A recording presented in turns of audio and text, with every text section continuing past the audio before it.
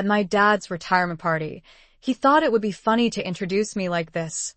This is my daughter. No degree, no future, just free roads off the family. The room erupted in laughter. I didn't flinch. I just smiled, lifted my glass, and said, "Cheers, this is the last time any of you will see me." Then I walked out. The room went completely silent. Before I go on, please take a moment to like and subscribe, but only if you genuinely connect with this story and drop a comment. Where are you watching from, and what time is it there? My name is Uneducated, and I'm 27 years old. I grew up in a house where the silver spoons were handed out to my older sister, Victoria, like they were invitations to a lifetime of privilege, while I learned early that my voice, my efforts, and my dreams were often invisible. My father, Gerald Cater, had built a local construction empire from nothing, and my mother, Priscilla, was the kind of woman whose smile could light a room, so long as it was aimed at the right child. Birthday parties, piano recitals, school awards, they were always for Victoria. I remember my 16th birthday, a small gathering of my 3 closest friends, cake stacked high, candles ready, and anticipation buzzing in the air. But Victoria had a math exam she needed support for, and suddenly, my party disappeared. We spent the afternoon consoling her over failed equations, while I learned that my feelings were secondary, an afterthought. I stopped asking for attention. I stopped expecting fairness.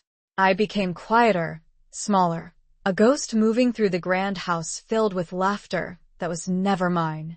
Yet I also began to watch. To notice patterns where others saw only chaos. I noticed how my father's employees deferred to him, how the deals he orchestrated shifted with his slightest nod, how influence could be mapped like a blueprint. My mother's favoritism wasn't just in words, it was in money, opportunities, and the subtle, sharp tilt of her gaze toward Victoria. I memorized it all. I absorbed it. I took notes in my mind as if cataloging a secret world that I might one day navigate. College graduation came and went. Victoria's achievements were lauded with fanfare, applause, champagne. My own acceptance letter to Eastbrook University was met with a polite, almost dismissive nod. They celebrated her, assumed my place was irrelevant. I didn't resent, at least not outwardly. I learned restraint, a sort of quiet patience that others mistook for weakness. Sunday afternoons, I would take the train to my grandmother Eleanor's apartment in Upper West Side, where she taught me lessons that had nothing to do with conventional grades. "Emily," she said once, pressing a frail hand over mine, "you see the threads that others miss. You're not slow. You're observing. That's a different kind of power." Her words sank slowly, embedding themselves like seeds in soil that I didn't yet understand, but would one day let grow. The years rolled on. I worked part-time jobs while maintaining my studies, living in a small studio apartment with peeling paint and a view of the alley below. Every day, I practiced control over my own narrative, planning, preparing, imagining the moment when I would no longer be invisible. And then came tonight. The retirement party, a room full of colleagues, family friends, and distant relatives. Gerald, smiling for the cameras, delivering his opening remarks, then pivoting to the introduction he thought would humiliate me. Laughter spread, rippling across polished marble floors and crystal chandeliers. I felt nothing at first, then a deep, steady calm settled over me. The years of being overlooked, underestimated, dismissed, all of it condensed into a single moment of clarity. I raised my glass, meeting every pair of eyes with the smallest smile, the quietest acknowledgement of presence. "Cheers," I said, letting the words hang in the air like a deliberate echo. "This is the last time any of you will see me." The clink of glass, the shuffle of chairs, the sudden halt of conversations. It was my symphony of subtle power. I left the room without turning back. Outside, the crisp evening air in New York City hit me with a sense of liberation, so intense it was almost dizzying. The noise of the party faded behind me, replaced by the rhythm of my own heartbeat, steady and in control.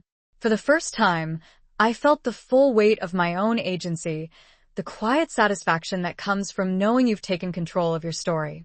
Every insult, Every overlooked effort, every invisible year of labor had led to this precise moment.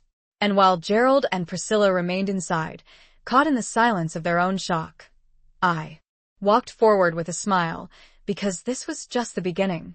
The world outside, vast and unaware, awaited my next moves. And I knew, with an unwavering certainty, that no degree, no lecture, no dismissive word from my father could define who I truly was. Tonight, I was Emily Cater, underestimated, unseen, but completely unstoppable. After that night, I found myself walking through the quiet streets of Manhattan, each step measured, each breath deliberate. The air smelled of fall leaves and city streets, the usual hum of taxis and pedestrians creating a rhythm that seemed to mirror the steady pulse of my determination. I thought back to my childhood, how every birthday, every accomplishment, every small victory had been quietly overshadowed by Victoria, my older sister, and her effortless ability to draw praise. Our parents, Gerald and Priscilla Cater, always seemed to calculate where attention, affection, and resources would go. Money, time, accolades, they were never distributed evenly. I remembered the new laptop Victoria received for her 16th birthday, complete with custom engraving and software I could not afford, while I was handed her hand-me-down textbooks, scuffed and worn, learning to make do, learning to hide the sting. I remembered the ski trip she went on with a glossy brochure showing her in perfectly arranged photos with other children of privilege while I stayed behind, tending to chores at home or working part-time jobs to supplement my minimal allowance. It was not just about the gifts, it was about the message embedded in every gesture. Your value is less, your needs secondary, your success optional.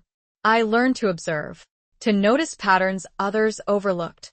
In board games with my father, I saw how he manipulated rules to maintain control.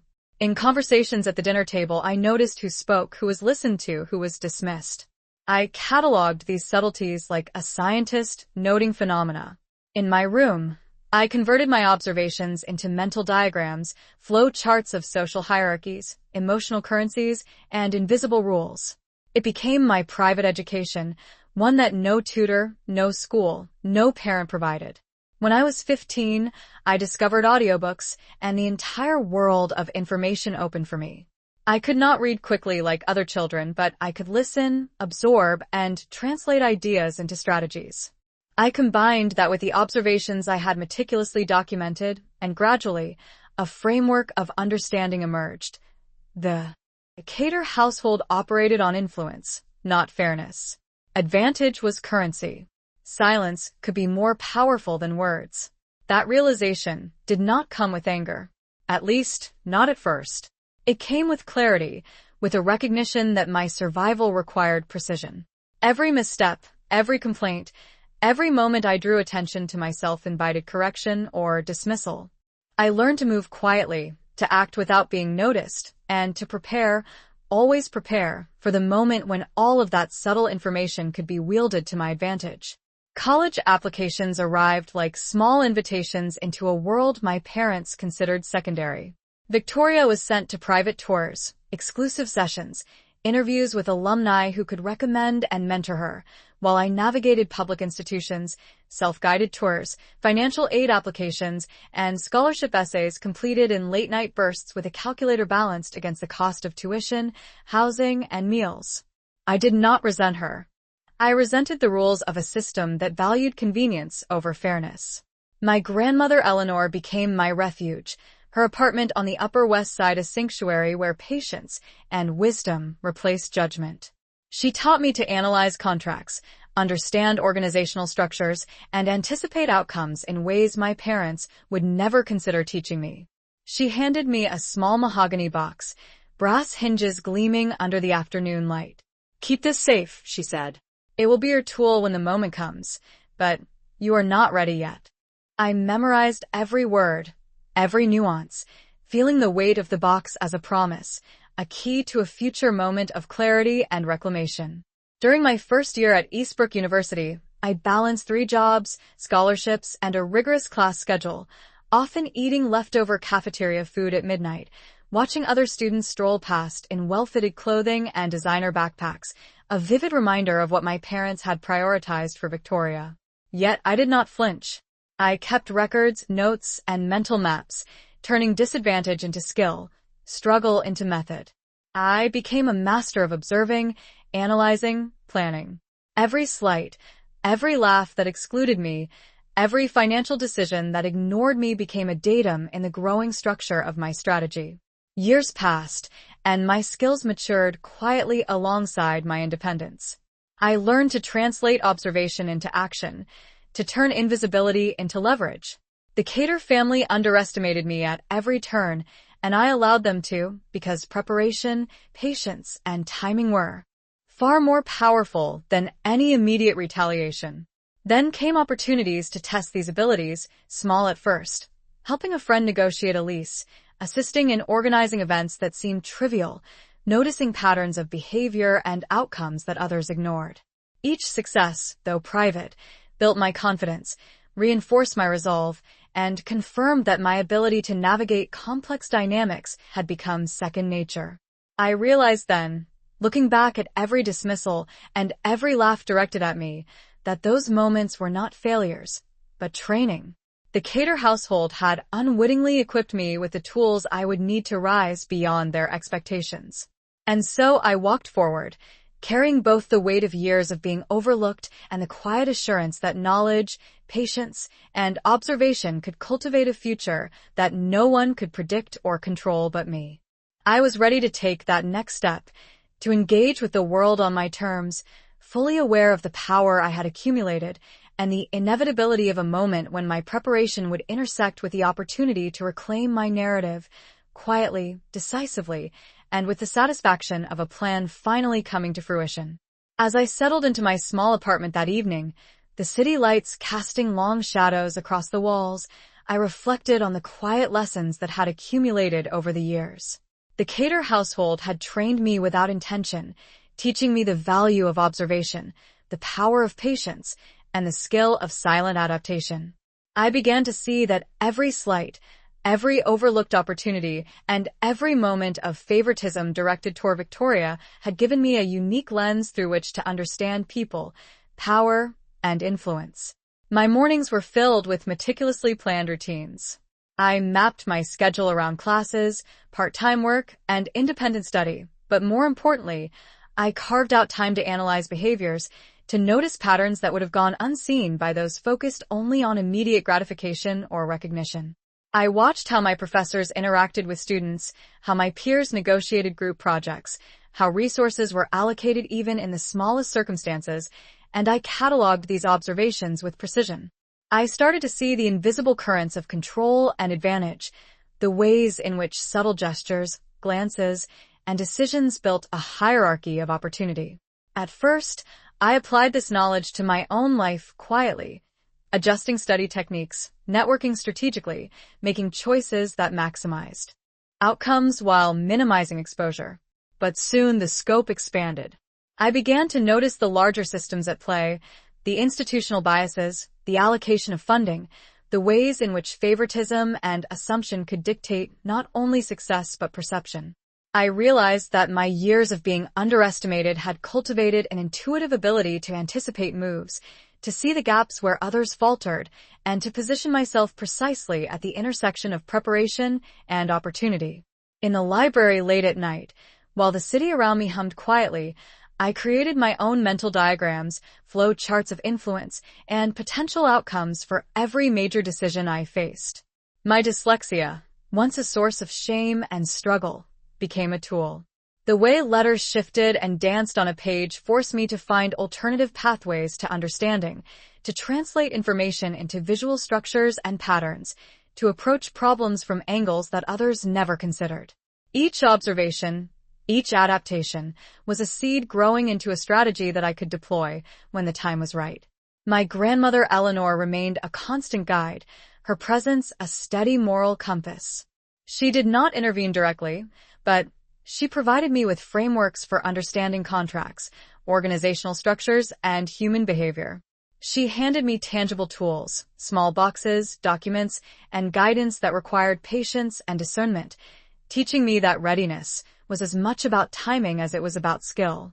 I would spend hours absorbing the lessons, internalizing the knowledge, and planning quietly for the moment when I would no longer need to operate in the shadows. Work experience complemented this silent education. In part-time positions, internships, and volunteer opportunities, I applied my skills without fanfare. I noticed the inefficiencies, the unnoticed patterns, the ways in which influence could be mapped and anticipated. I learned to ask the right questions, to listen intently, and to translate observation into actionable insight. Slowly, I built a quiet authority, one that did not rely on recognition from my family or peers, but on the unshakable confidence that came from knowing the landscape intimately. Every slight from my parents, every overlooked achievement, every unfair comparison to Victoria had been processed, analyzed, and converted into a silent curriculum of preparation. The years of perceived disadvantage were no longer liabilities. They were the foundation of a skill set that no one could take from me, one that would allow me to navigate not only my own ambitions, but the social and professional structures that had once seemed designed to exclude me. By the time my final year of college arrived, I had become acutely aware of timing, of the value of evidence, and of the inevitability of moments when preparation would meet opportunity. I moved through life deliberately, quietly observing and internalizing, knowing that the ultimate advantage would be revealed not in immediate victories, but in the careful orchestration of outcomes. And in that realization, there was a sense of calm anticipation, a readiness to act not in anger, not in impulse, but with precision and poise, guided by the years of silent adaptation that had transformed the once overlooked daughter into someone entirely capable of shaping her own destiny. Grandmother Eleanor's apartment became my sanctuary, a quiet refuge from the world that had long undervalued me. Every Sunday afternoon, I would make the trek across town, my hands gripping the strap of my worn leather bag, and step into a space filled with books, sunlight, and the faint scent of her jasmine tea. She did not speak of revenge, of justice, or of the humiliation I had endured. Instead, she offered lessons in observation, analysis, and the quiet strength of patience. Her words were deliberate, her pauses heavy with meaning, each moment inviting me to consider not only what I saw, but how I interpreted it.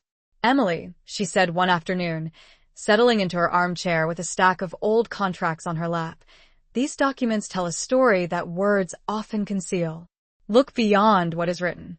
Notice the patterns, the inconsistencies, the opportunities hidden in plain sight. This is how power works. This is how the world evaluates worth." I leaned over the coffee table, eyes scanning the yellowed pages, tracing lines, comparing signatures, memorizing the rhythm of clauses and the subtle emphasis placed on some terms over others. It was not just legal knowledge she imparted. It was the ability to see structures, to anticipate outcomes, to understand that influence could be dissected, analyzed, and ultimately mastered. Some afternoons, she handed me the small mahogany box with brass hinges she had entrusted to me years earlier. "Keep it safe," she said, her gaze unwavering. "Do not open it until the time is right. Its contents are less about what is inside, and more about understanding the moment when it can be used." I memorized her words, allowing them to shape my own internal calculations, imagining scenarios in which preparation and patience would converge to create opportunity. As the weeks turned to months, these sessions became my crucible. I learned to value silence over speech, observation over reaction, and strategy over impulse. I practiced subtlety in conversation, noting how a carefully chosen word could redirect attention, deflect criticism, or expose inconsistency.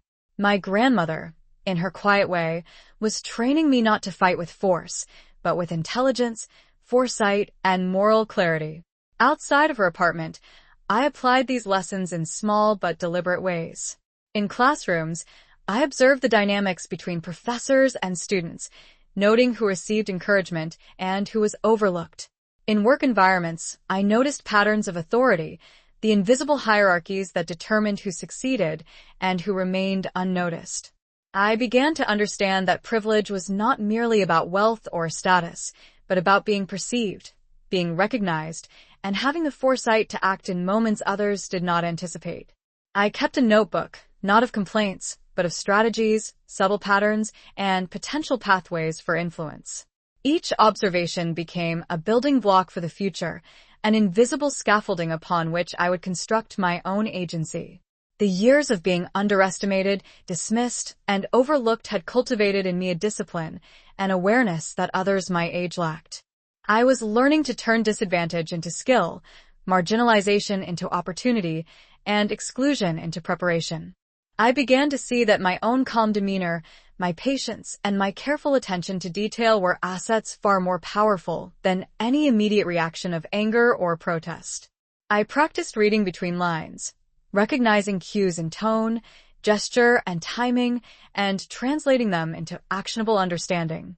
By the time I returned to the city streets after these afternoons with my grandmother, I carried with me not only the knowledge from the contracts and documents, but also a profound sense of readiness. Every slight from my parents, every overlooked accomplishment, every public comparison to Victoria had been cataloged, analyzed, and internalized. I was no longer merely responding to a world that undervalued me. I was preparing for a moment when I would step forward fully equipped to act, silently, decisively, and with the quiet power that comes from years of patient observation and deliberate cultivation of skill. And in that preparation, I found a strength that was invisible to others, but indestructible within myself, a confidence born not from recognition, but from understanding, strategy, and the anticipation of the moment when I could finally assert the presence and value that had been overlooked for so long. The invitation arrived unexpectedly, folded into crisp white cardstock, embossed with golden lettering that read simply, Cater Family Annual Gala.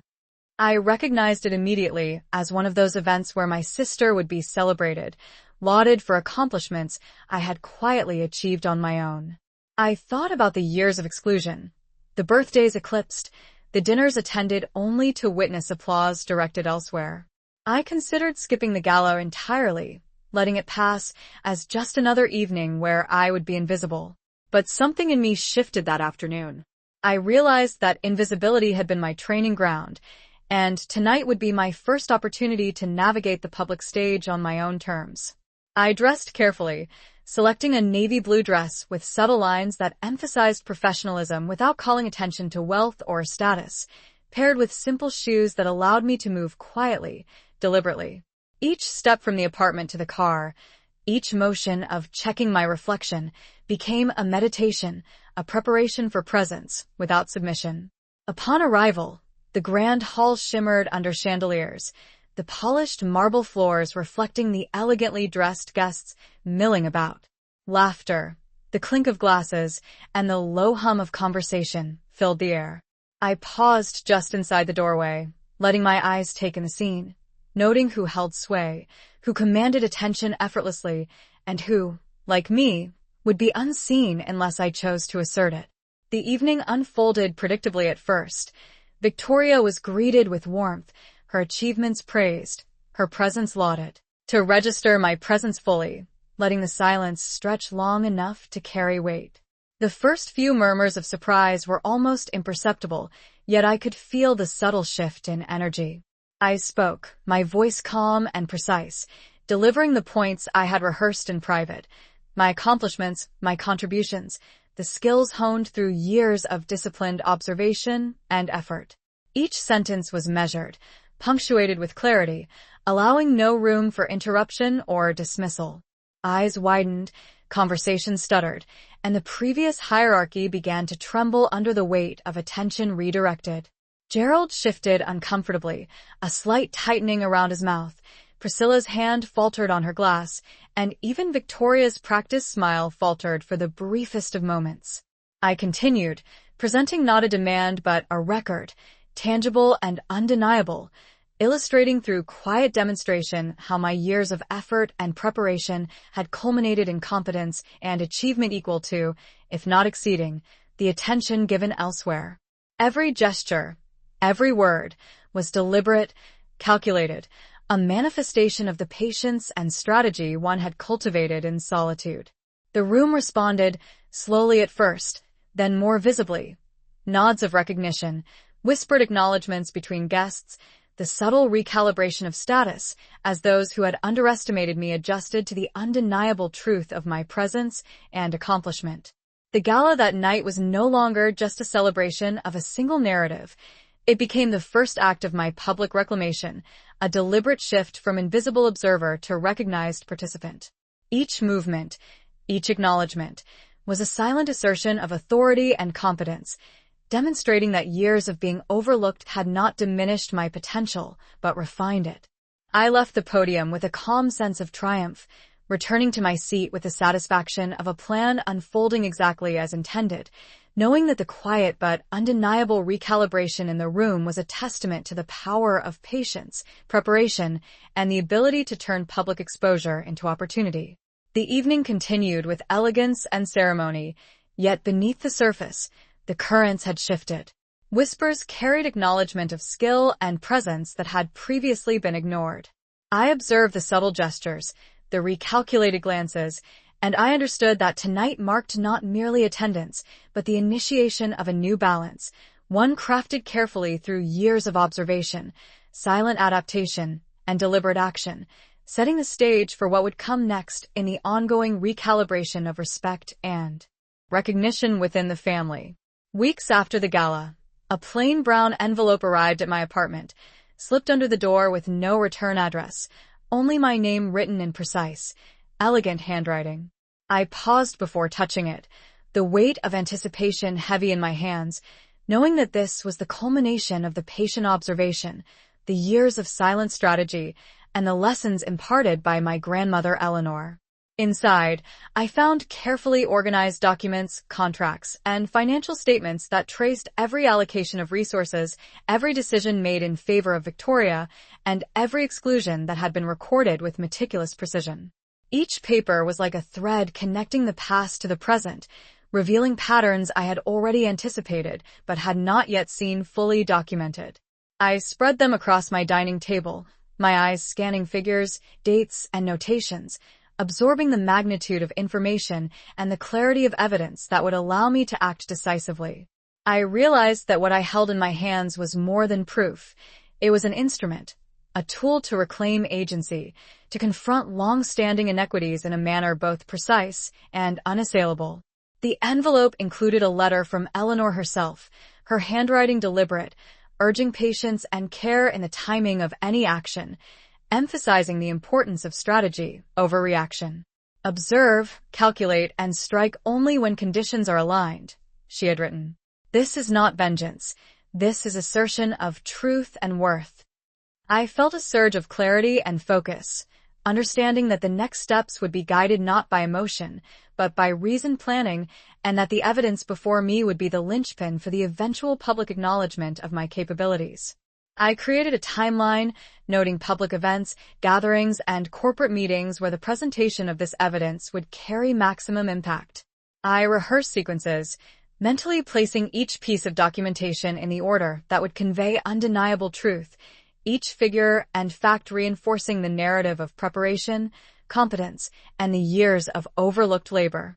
My apartment became a war room of strategy, not of conflict, but of meticulous planning for the moment when patience would intersect with opportunity. Every evening, I revisited the documents, ensuring I understood every nuance, anticipating questions, counterarguments, and the potential reactions of Gerald and Priscilla. The realization dawned that while I had been underestimated for so long, I now held the elements that could not be dismissed: tangible proof, logical presentation, and the timing of revelation. I allowed myself brief pauses, moments of reflection, walking through the streets of Manhattan to clear my mind, feeling the crisp autumn air and the rhythm of the city as a counterpoint to the focused intensity of my planning. I envisioned the moments in which the evidence would be revealed, each scenario unfolding in my mind with precision: the initial surprise, the stunned silence, the subtle recalibration of perception among family and colleagues alike. In these quiet hours, I acknowledged that the envelope was more than documents. It was a manifestation of years of learning, of patience, of resilience, and of the quiet accumulation of skill. The knowledge that I could act with certainty, with preparation, and with undeniable authority brought a calm that had been absent in moments of past humiliation. It was the embodiment of strategic patience and measured empowerment, a reminder that years of observation, silent adaptation, and careful cultivation of competence had prepared me for this exact intersection of opportunity and readiness. I placed the envelope carefully back in the mahogany box Eleanor had entrusted to me, the weight of possibility pressing subtly in my hands, knowing that every calculation, every observation, and every disciplined moment of preparation had converged into this tangible instrument of truth, poised for the moment when action would not only be justified, but inevitable, precise, and fully recognized. For days, I sat with the mahogany box before me, the documents neatly spread across the table, each page a piece of the story that had been hidden in plain sight for so long. The question that consumed me was not whether to act, but when. Every possible outcome played out in my mind, the timing, the audience, the exact words that would carry weight. I asked myself repeatedly, if I reveal this now, what will I lose? If I wait, what will I gain? The calm control I had cultivated over years of observation became both a shield and a tool. I visualized Gerald's reaction, the subtle tightening of his jaw, the flicker of disbelief that would pass across Priscilla's face, and the adjustments Victoria would make, unconsciously recalibrating to the presence of undeniable evidence. I considered the ripple effect. Colleagues, family, friends, distant relatives, how the perception of power and capability shifts when the truth is made visible. I felt the familiar pulse of anticipation in my chest, steady, measured, not anxiety, but awareness, a recognition of the high stakes and the precision required. For hours, I rehearsed quietly in my mind, walking through scenarios, testing phrasing, imagining questions, and countering them mentally with facts and documentation. The envelope's contents were more than proof. They were a map of fairness denied, a ledger of opportunity ungranted, and they demanded respect not through emotion, but through undeniable clarity.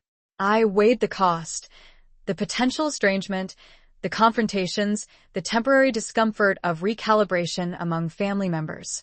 And yet, each consideration only reinforced the inevitability of action. I understood that silence had served me well for preparation, but the moment of demonstration would define a shift from underestimated observer to recognized participant. I spent nights organizing, annotating, and prioritizing each piece of evidence, considering how light, space, and audience would magnify the impact. I rehearsed my own demeanor, calm, composed, deliberate, allowing each gesture, each pause, each glance to carry meaning, signaling control without aggression. The months of patient accumulation, the quiet evenings of observation, the careful cultivation of skill, all converged in this internal deliberation. I reminded myself that power is not proven through shouting or confrontation, but through timing, precision, and the undeniable clarity of fact. I imagined the room during the moment of reveal, the shift in attention as whispers began, the subtle yet profound recognition that I was no longer the overlooked daughter. The preparation itself became a source of strength, a reservoir of confidence that steadied my hands and sharpened my perception. Each night, I revisited the scenarios, testing and retesting, walking the mental pathways of interaction, ensuring that when the time came, my actions would be deliberate, assured, and impossible to ignore. And in this meditation, I recognized a profound truth. The struggle of years, the patience, the observation, the meticulous recording of patterns, all had not been wasted. They had created within me a capability and certainty that no casual dismissal could undermine. The choice was no longer about seeking recognition, but about asserting it with calculated, unwavering precision. And as I looked again at the envelope and the documents within the mahogany box, I felt the quiet, almost tangible power of preparedness, knowing that the moment of revelation would not be born from impulse, but from a strategy honed over years, ready to intersect with opportunity, in a way that would be unassailable, precise, and deeply satisfying. Over the next several weeks, I began quietly assembling my allies, carefully selecting the few individuals whose insight, discretion, and credibility would amplify the impact of the evidence I had gathered. I reached out to trusted colleagues from my internships, mentors from volunteer organizations, and one or two peers from university whose judgment I respected implicitly. Each conversation was deliberate, measured, and layered with purpose. I shared only what was necessary, framing the discussions around strategy and clarity rather than emotion, ensuring that each person understood their role without compromising the subtlety and precision of the plan. I met with Eleanor regularly, reviewing the documents, discussing potential reactions, and strategizing how to sequence the revelation of information for maximum impact. She offered guidance on tone, timing, and the nuances of presenting evidence in a way that was incontrovertible yet non-confrontational. Each session left me with a deeper understanding of influence, perception, and the choreography of attention, reinforcing that alliances, no matter how quietly formed, could magnify the outcome far beyond what I could achieve alone. I began drafting outlines for each potential presentation of evidence, considering different audiences, corporate associates, family friends, and the broader circle that might bear witness to the recalibration of recognition. In parallel, I reinforced my own readiness, practicing delivery, adjusting phrasing, and ensuring that my demeanor projected calm authority. I envisioned each ally positioned subtly to reinforce the narrative, offering validation without interruption, allowing the evidence and my measured presence to speak first.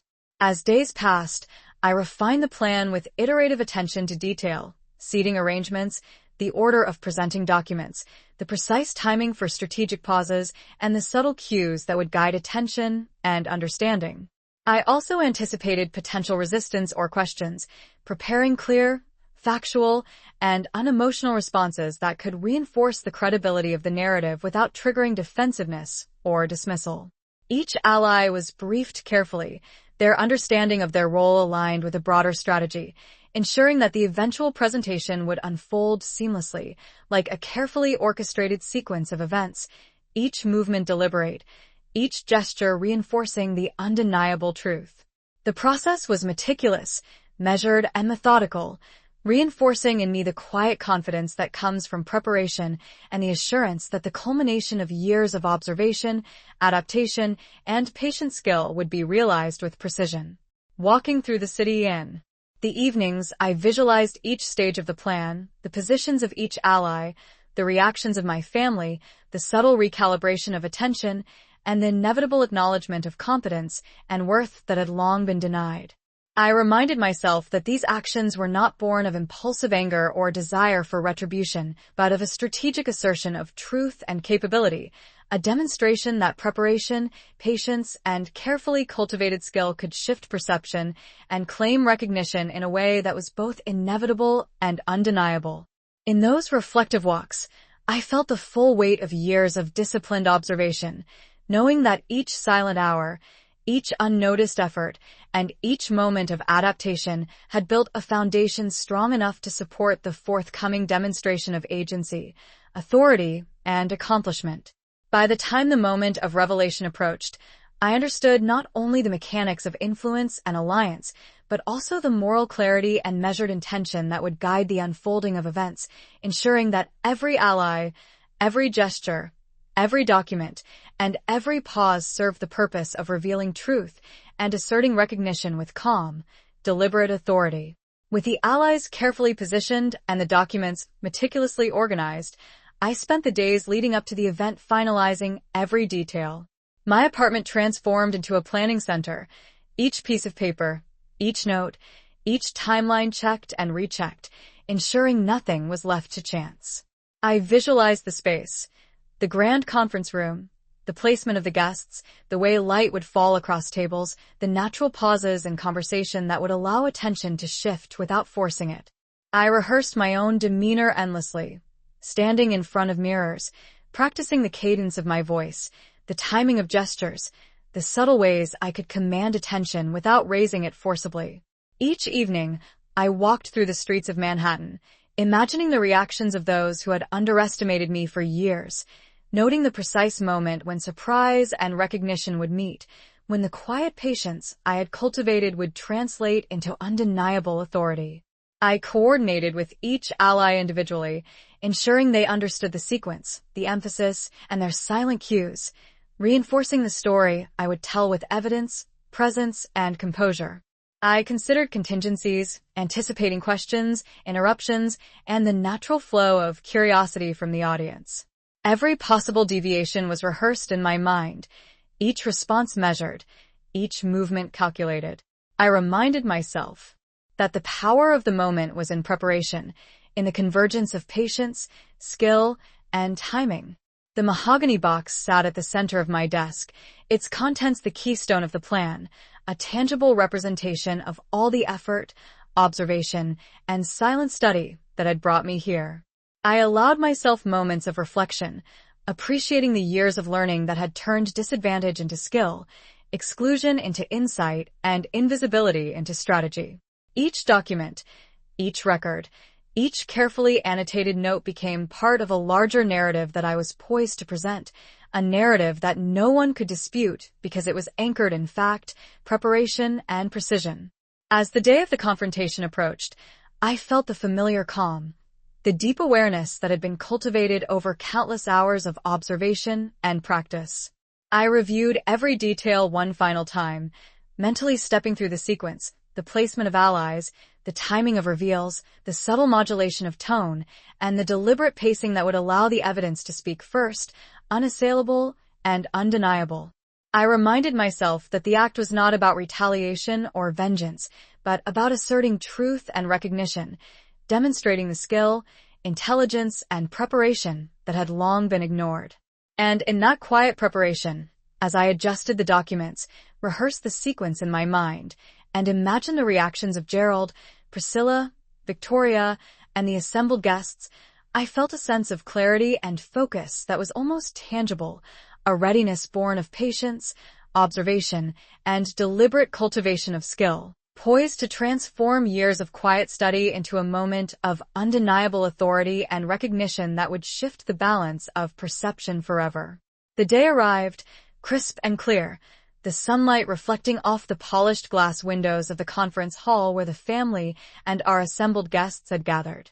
Every detail I had rehearsed in my mind, every subtle placement of allies, every cue and pause, was now set in motion. I entered the room with calm assurance, letting my presence register fully before moving closer to the central table, where Gerald and Priscilla sat with their usual composed smiles, unaware that the narrative of the evening was about to shift irreversibly. Guests turned their attention, some with curiosity, others with the casual interest of familiarity, but I held their gaze steadily, commanding attention through quiet composure alone. I moved to the podium, each step deliberate, measured, and observed by those who had long underestimated me. I began by acknowledging the event, the celebration of our family achievements, speaking in a voice calm, clear, and unyielding, allowing the room to settle on each word with the weight of anticipation. Then, with a deliberate pause, I presented the documents I had prepared, spreadsheets, contracts, and records illustrating years of decisions, allocations, and omissions. Each piece was unfolded methodically, explained with clarity, illustrating not accusation but undeniable fact. The room grew silent as attention shifted, the subtle recalibration of perceptions spreading across faces, the murmurs fading as the evidence spoke for itself. Gerald's hand tightened on the edge of the table, a slight tension in his jaw.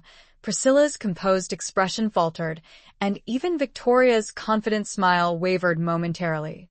I continued, systematically connecting years of preparation, observation, and overlooked achievements, demonstrating the patterns of favoritism, the disparities in opportunities, and the quiet competence I had cultivated outside their acknowledgement.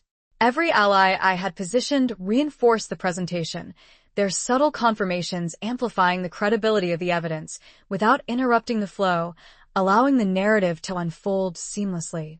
Each pause, each gesture, was calibrated to maintain authority and composure, to ensure the evidence carried maximum impact without the need for dramatics or confrontation.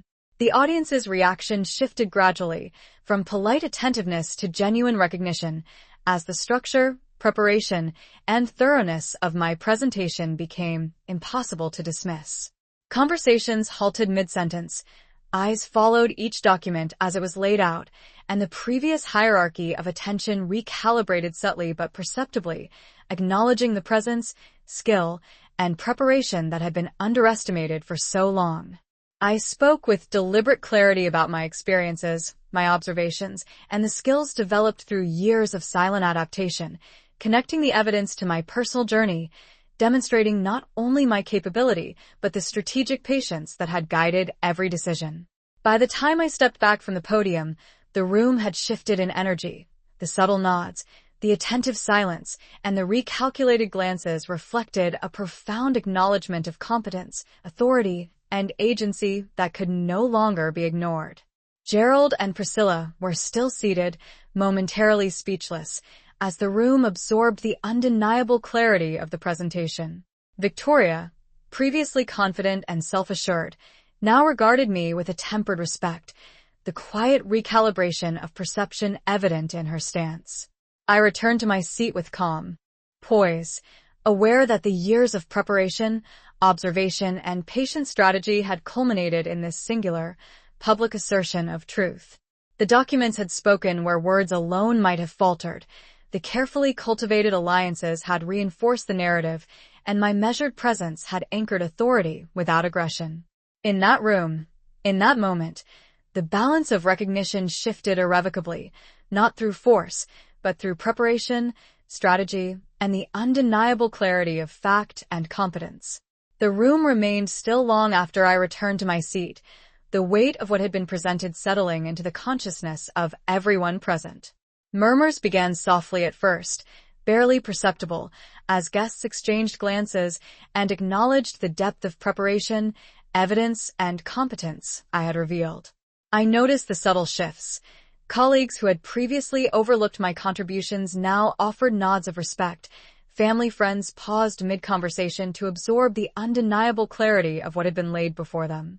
Gerald sat at the head of the table, a faint tension running through his posture, the kind that betrayed thought rather than emotion, while Priscilla's carefully maintained expression softened imperceptibly, a quiet recognition that authority and presence could not be dismissed. Victoria, previously confident and self-assured, now measured her movements, her composure indicating an internal recalibration of perception, an understanding that the previous hierarchy of attention had irrevocably shifted.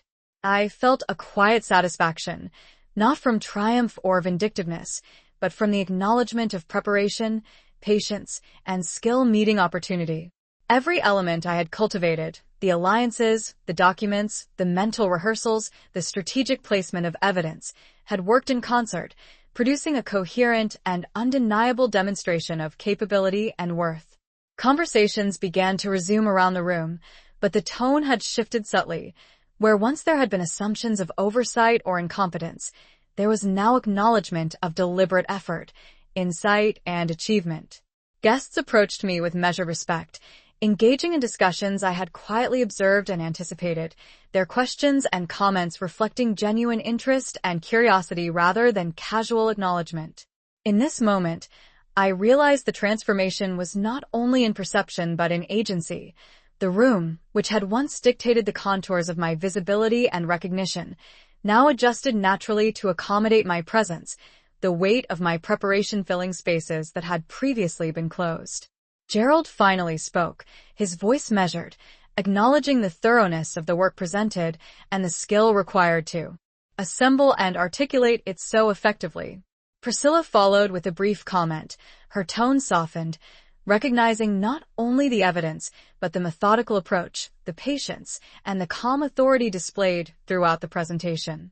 Victoria, after a quiet pause, offered her own nod, subtle but meaningful, an acknowledgement of the recalibrated dynamic and the undeniable reality that years of underestimation had been replaced with recognition earned through deliberate effort. I absorbed each of these reactions with steady composure, understanding that the culmination of strategy, observation, and preparation had created a new framework within which respect and acknowledgement could no longer be ignored. The evening continued, the gala transitioning into a more social rhythm, yet beneath the surface, the currents of perception had shifted fundamentally. I moved through the room with quiet confidence, engaging when appropriate, listening attentively, and allowing the previously underestimated presence I had cultivated to anchor interactions with authenticity and authority. In these moments, I recognized the full impact of careful preparation and strategic patience. The acknowledgement was not forced, it emerged naturally as a consequence of undeniable clarity, competence, and the quiet assertion of capability. Every subtle adjustment in demeanor, every calm and deliberate exchange, reinforced the lesson that recognition, when earned through skill, strategy, and preparation, could no longer be overlooked, dismissed, or diminished. And as the evening drew toward its conclusion, I felt a profound sense of closure and empowerment, the culmination of years of silent adaptation, deliberate learning, and meticulous planning coalescing into a public affirmation of value, presence, and capability that had long been denied, but was now undeniable. In the days following the gala, a new rhythm settled into my life, one marked not by quiet observation alone, but by a renewed sense of direction and purpose. The room of recognition had shifted, the subtle recalibration among family and colleagues, leaving a lingering acknowledgement of skill and preparation that could no longer be ignored. I returned to my routines with a deeper awareness that the work of asserting presence did not end with a single event. Recognition and respect are cultivated continuously, nurtured through consistent demonstration of capability, integrity, and insight. I spent mornings reviewing ongoing projects, applying the same meticulous attention to detail that had guided my strategy for the presentation, ensuring that each step, each decision, and each communication was deliberate and informed. Afternoons were dedicated to mentoring and guidance, paying forward the lessons I had received from Eleanor, creating spaces where observation, critical thinking, and thoughtful preparation were celebrated and encouraged. I made sure to engage with colleagues, friends, and peers in ways that reinforced collaboration, trust, and mutual acknowledgement, understanding that influence and recognition thrive not through dominance, but through the demonstration of skill and the ability to elevate those around you. Evenings were for reflection and planning, reviewing achievements, setting new goals, and considering how the insights gained from each experience could inform future actions. I revisited the mahogany box and the documents it contained, not as tools of confrontation, but as reminders of the preparation and patience that had guided my path, evidence of the capacity to transform challenge into opportunity, observation into action, and exclusion into strategic advantage. The interactions with my family also evolved gradually. Gerald and Priscilla, having witnessed the careful presentation of evidence and the undeniable display of capability, adjusted their engagement with a subtle, measured respect, acknowledging competence without explicit admission, their posture and tone reflecting the recalibrated perception of my presence and authority. Victoria, too, responded with a quiet acknowledgement, her previous assumptions of effortless superiority tempered by recognition of the deliberate cultivation of skill, patience, and insight that had allowed me to navigate the dynamics of our family and broader social circles with precision. Through these interactions, I realized the lasting impact of strategic patience, the ability to influence perception through preparation, consistent demonstration, and careful alignment of action with opportunity. Each conversation, each meeting, and each public engagement became an opportunity to reinforce the recalibrated understanding of value and capability, demonstrating not just competence, but the subtle authority earned through observation, study, and deliberate action. I continued to refine my approach, balancing humility with assertiveness, clarity with composure, ensuring that every engagement reflected both skill and moral clarity. Over time, the quiet satisfaction of seeing recognition emerge naturally, without the need for force or dramatics, reinforced the lessons that had guided me throughout my journey. That preparation, patience, and strategic insight are powerful tools in shaping perception and securing acknowledgement. That consistent demonstration of capability and integrity cultivates lasting respect, and that self-determination, when exercised with precision and awareness, establishes a presence that cannot be denied. In this period, I found fulfillment not merely in acknowledgement, but in the cultivation of a life guided by intention, skill, and Moral clarity. I nurtured relationships, built networks, and continued to apply the lessons learned from years of adaptation and observation to create a framework of success and influence rooted in preparation, resilience, and the quiet assertion of capability. Each day reinforced the understanding that true recognition is earned, sustained, and strengthened through deliberate, consistent action, and that the confidence cultivated through preparation and experience enables one to navigate both personal and professional landscapes with unshakable authority and poise. In these moments, the culmination of years of being overlooked, underestimated, and marginalized transformed into an enduring sense of empowerment, a life built on skill, insight, and the deliberate shaping of perception, providing a foundation for continued achievement, influence, and fulfillment beyond the constraints of past limitations.